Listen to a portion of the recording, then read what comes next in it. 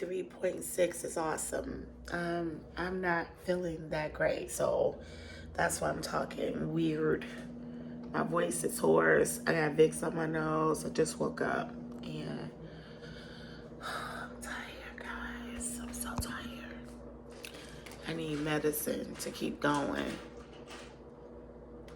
But 183.6 is what's up. Oh, today is October 19th, 2024. It's my nephew's birthday. He is turning 4 today. And happy blessed birthday, RJ. Bye.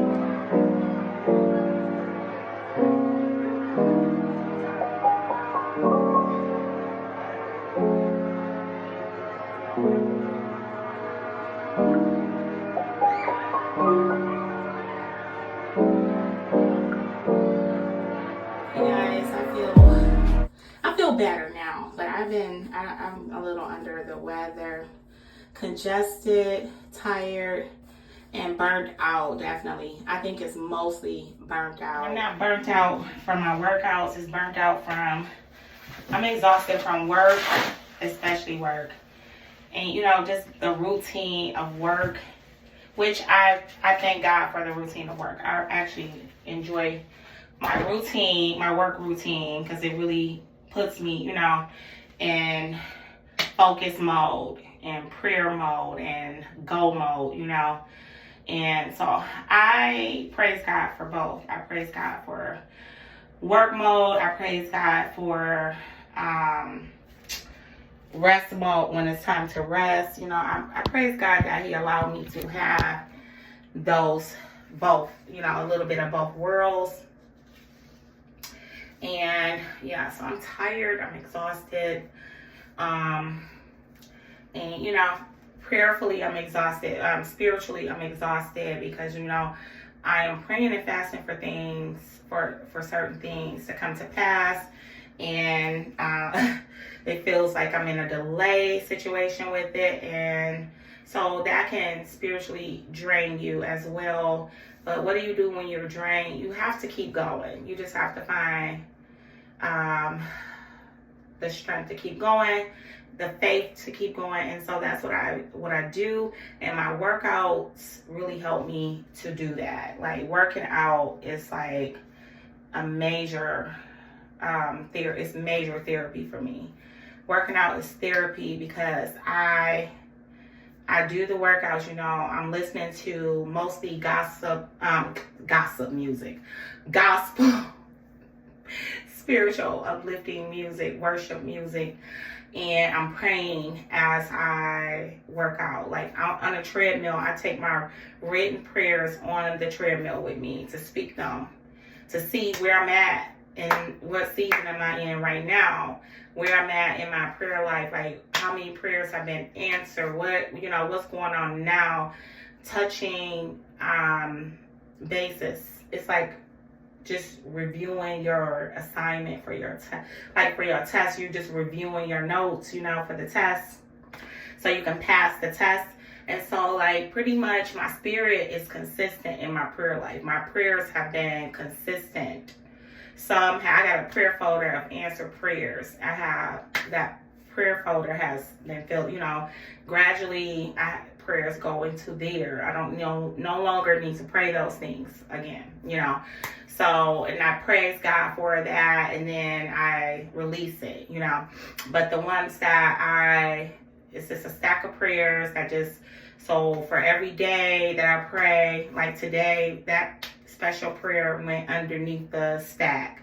And so probably I'll revisit that again somewhere maybe next month, because it's just that many have accumulated. It started off with just one, two. It started off with one prayer. It had to start off with one prayer. And it started off in July. I'm just going to say that. It started off in July. Actually, it has gone before July, because I added some prayers that I had started praying in December of last year. I added like one or two of those prayers in there. And prayers I was praying like in the beginning of the year, January. And so then I was doing a prayer routine.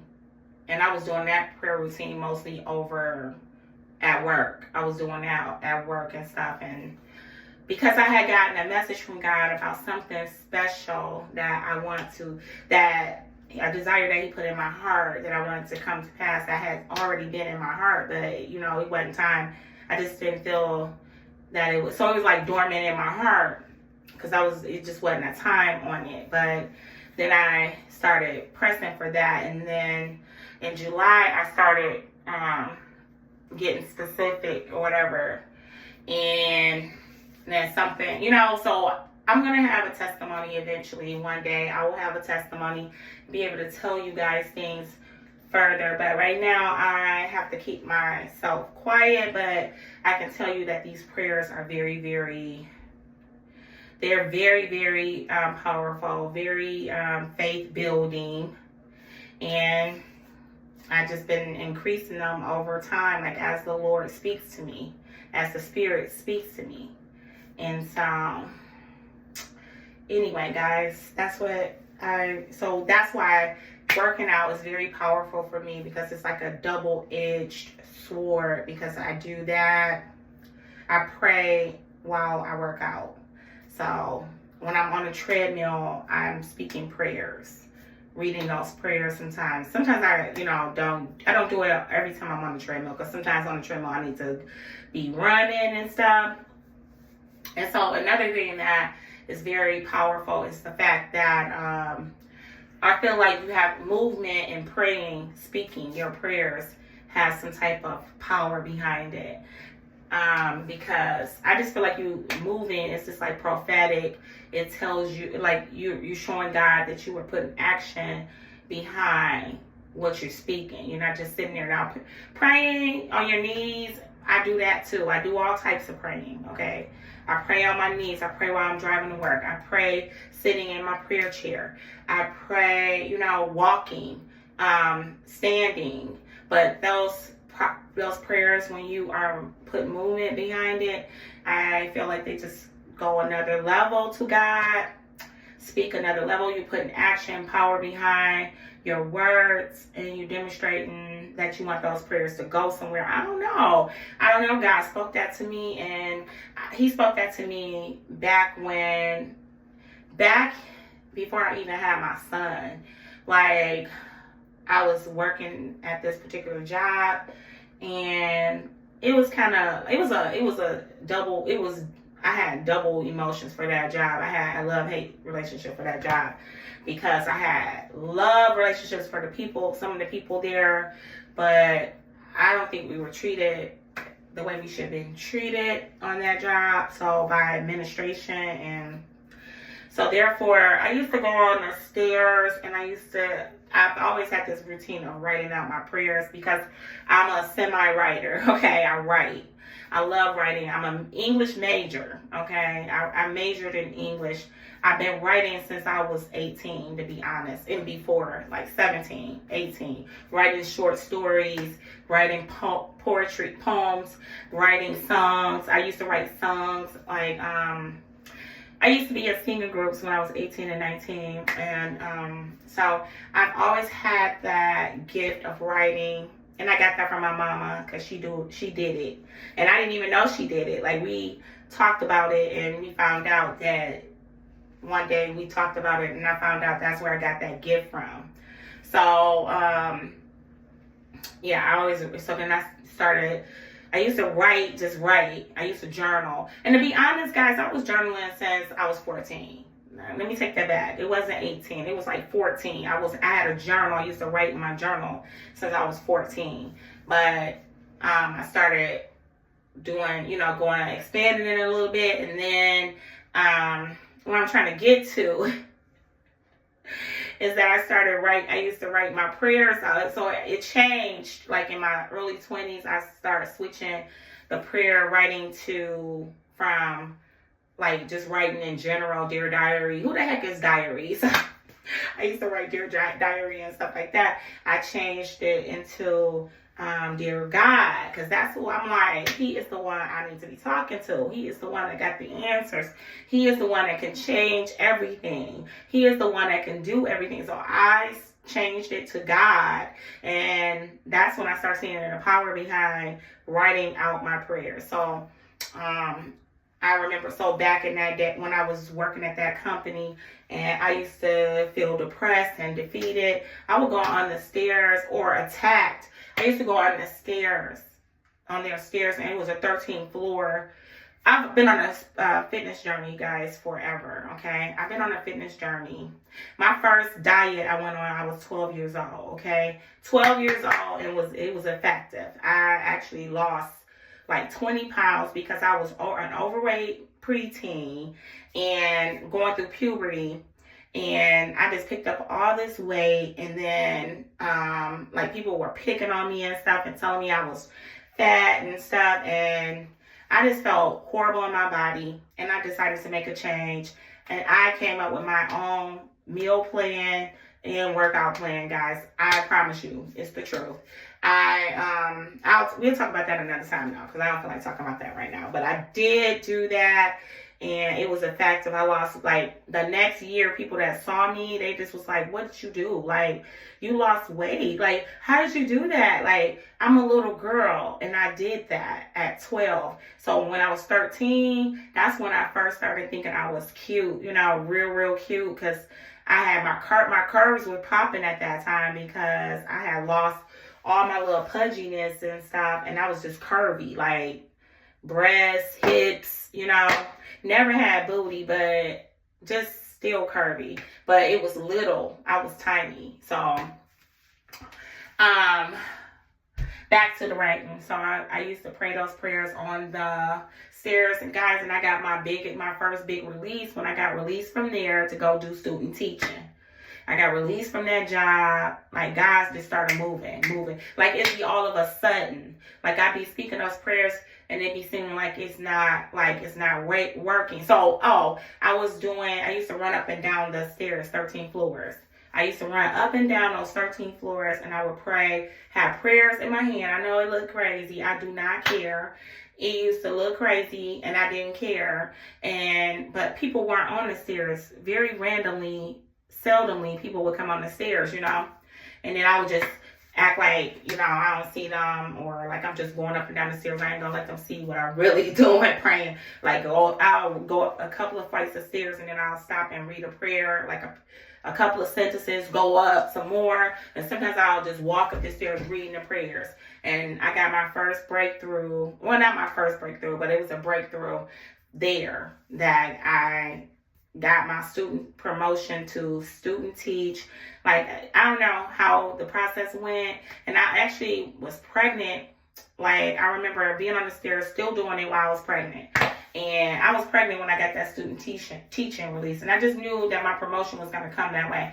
Then I worked at another place, Oakland County, and it was a lot of solo towel subtle towel. Am I saying it right? I don't know. It was just like undercover racism in there because I was the only black woman there. And promotions was given to people, and I had been there longer, and I didn't get the promotion. And I had degrees, okay? I had a degree, and I didn't get promoted because I was the black girl on the scene. And so, therefore, I used to pray because God told me, he spoke into my spirit, that your promotion ain't going to come here. This is not going to be your promotion. Your promotion is going to be when you get out of here and go into your career. And it came true. It felt like it wasn't going to come true for a while, but guess what? It did. And I was speaking prayers, running up and down the stairs. And they didn't have 13 floors. They had 6 floors, I want to say. But I still utilized what I do. And I've been doing that ever since that job I had when I worked in the city, at downtown in the city, when that first experience before I had my son. And those prayers were so powerful. And that's where I get this from. And this is where all my breakthroughs, they just be coming through. And that's when God has spoke to me that movement was powerful. What else was I gonna say? I know I had said a whole lot. It's 13 minutes already. What else I was gonna say? So yeah, I was on a fitness journey all the time, and I used to like run up the stairs for fitness purposes. So, and then the prayers. Yeah. Oh, and then I used to, when I was down here, I used to see this man who used to go on the stairs. He was Muslim. I'm sure he was Muslim, because he would pray at noon every day on the stairs, and he would be on his knees, and he would be praying with his head bowed. And I was like, how faithful you are. You know, I just commended him because he was faithful. Like, I just was praying to God about him. Like, God, I pray his prayers is answered too. You know, even though we have a different religion, I did pray that his prayers is answered, because how faithful can you be? And I was like, look at me, I'm faithful too. I'm Christian and I'm faithful too. And I was just like, God, like, honor our prayers. And I'm just like, and if he can be this faithful, like, how many Christians do this? Like, how many Christians, like the Muslim religion, they are very, very faithful. Most of them are very faithful. They're very on time with their prayers. Like, they are very deliberate in praying. Like, how many Christians, we kind of like forsake the power of prayer, because we take it for granted. Like, if you showed up for God, like an appointment, and being specific like that, and just made it a commitment, made it an appointment, your prayers will probably mean you probably will break through so many barriers by doing that. And I have done that. So, like, we got to be more faithful as Christians too. Like, they do it. We should be more faithful to God as well, and not take him for granted. Because a lot of Christians, we say we Christians and everything, but we take it for granted. Like, we don't spend as much time as we should with God. And so that's why I spend as much time as I can with him. My morning is God's. My lunch is God's. But I do fall short at night, and that's why I start trying to make my nights God's as well. As far as, like, I used to pray, you know, but I'd be worn out by that time, so I'd just be in the chair like, you know. So I'm trying to be more intentional at night, at least opening my Bible and reading the real, you know, the Bible, not listening to it, reading it, because I just feel that I should. And with that being said, guys, I'm sorry for this long rant, but have a blessed day. And I was just trying to do a picture, even though I'm not really flattered by what I'm seeing. However, the scale has gone down. The scale is at 183, which is, hey, I'm happy. Okay. Talk to y'all later. Bye. Sorry, guys. I did fast for 22 hours. I am having a slice of pizza, but I also had some catfish nuggets and a serving of Spanish rice with it. I also had some chocolate cake. Did I have a few nuts, a few chips, and yeah, so I'm sorry I ate the rice and the catfish already. And I'll talk to you all later.